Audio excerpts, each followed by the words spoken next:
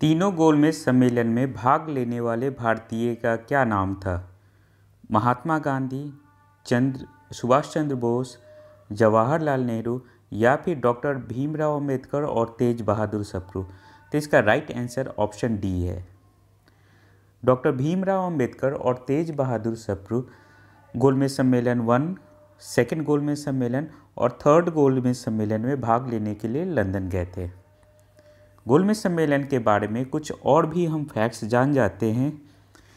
जैसे उस समय गोलमेज सम्मेलन के समय पहला गोलमेज सम्मेलन में इंडिया का वायसराय कौन था? तो लॉर्ड इरविन। ये बार बार एग्जाम में क्वेश्चन पूछा जाता है। दूसरा गोलमेज सम्मेलन और तीसरा गोलमेज सम्मेलन के टाइम में इंडिया का वायसराय कौन था? तो लॉर्ड वेलिंगटन। कुछ और भी फैक्ट्स देख लीजिए आप कि प्रथम गोलमेज सम्मेलन का अध्यक्ष कौन था? तो रैमजे मैकडोनाल्ड, जो कि ब्रिटेन का प्रधानमंत्री था। तीनों गोलमेज सम्मेलन हमारा लंदन में ही हुआ था, पहला, दूसरा और तीसरा। कांग्रेस किस गोलमेज सम्मेलन में भाग नहीं लिया?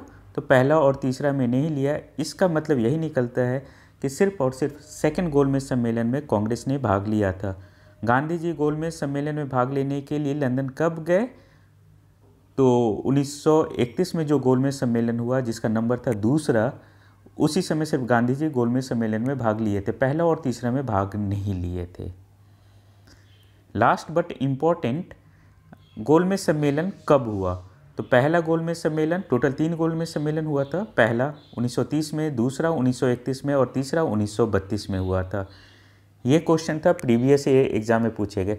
और भी प्रीवियस ईयर के क्वेश्चन आप सॉल्व करना चाहते हो, जानना चाहते हो, जो अभी तक 3 बार रिपीट किए गए हैं किसी न किसी एग्ज़ाम में, तो इसका मतलब यही निकलता है कि अगर 3 बार रिपीट किए गए हैं तो 3 से ज़्यादा अगली बार भी आ सकते हैं। इस तरह के क्वेश्चन से जानने के लिए आप हमारे चैनल को सब्सक्राइब कर सकते हो।